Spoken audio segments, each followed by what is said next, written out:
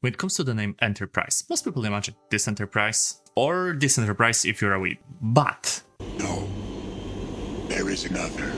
it's the Royal Navy HMS Enterprise we're gonna be talking about. One of the two Emerald-class light cruisers built shortly after the Great War and commissioned in the mid-20s. Enterprise was quite a unique ship, as she was used as a testing bed for a few prototypes, influencing later designs. As always, if you like this sort of content and want to see it happen and be notified about my newest videos, consider leaving a like and subscribing to the channel, as it helps a lot and you gain my utmost appreciation. Back to the video. A bit of history and why British NT was so useful. Unlike her sister, she was outfitted with a prototype twin 6-inch turret instead of two original forward single mounts. The turret proved so successful, it was retained for the rest of her career and was worked into the designs of Leander, Amphion and Arethusa classes, two of which we have in the War Thunder, so basically most of the British light cruiser classes.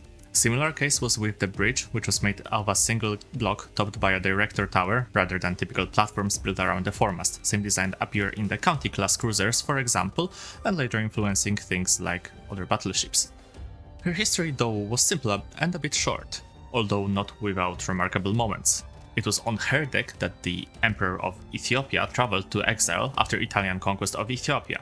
It was her who transported members of the British royal family for their first visit to Saudi Arabia.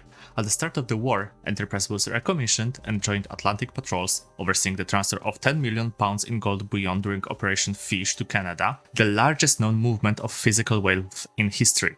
She was also involved in the flight of the Norwegian national treasure to Britain.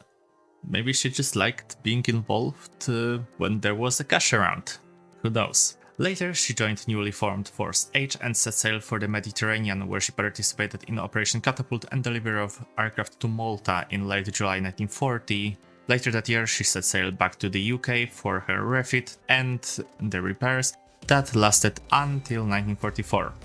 But it was until 1944 where she could finally participate in a bigger event, which for her turned out to be Battle of the Bay of Biscay, where she and Glasgow engaged 11 German destroyers, sinking T-26 with a torpedo and claiming a kill on T-25 and Z-27 together with Glasgow. Trading 3 destroyers sank and 1 damaged, for a minor damage to both cruisers, she herself having a minor damage from the shell splinters. Her last major mission was the support of British operations during the invasion of Normandy, working with Bombardment Force A.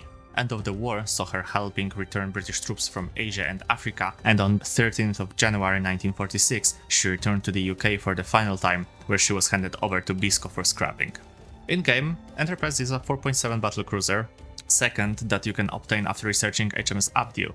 She is in her final retrofit that spanned from 1944 with the aforementioned 1 twin 6-inch turret, 5 6-inch single guns, 3 4-inch singles, 2 quad 40mm and a total of 18 20mm guns spanning across single and dual mounts. At her BR, only a full up tier will find her being outgunned and out-armored. Speaking of guns, those are your typical 6 inches that will carry you throughout your journey with British light cruisers. At 4.7, SAP shells you have are more than enough, only a few of 5.7 cruisers will withstand your salvos, whereas most of your targets will die sooner or later.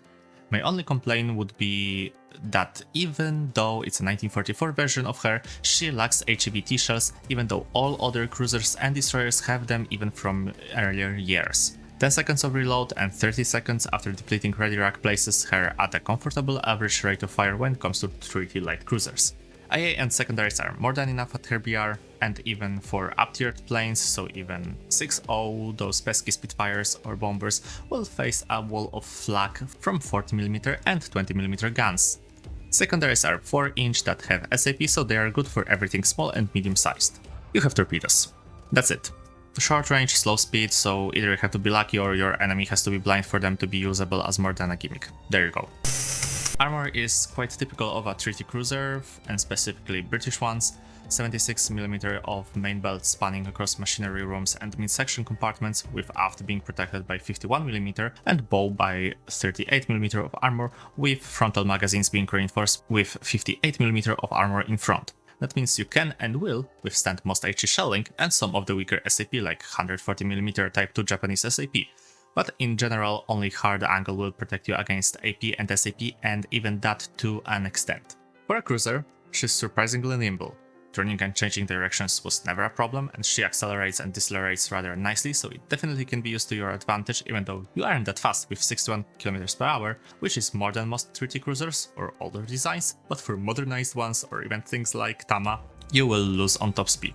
Not to mention Galissonier, but we don't talk about this oversized destroyer. In a typical match, you won't have a lot of problems, just watch out for concentrated enemy fire.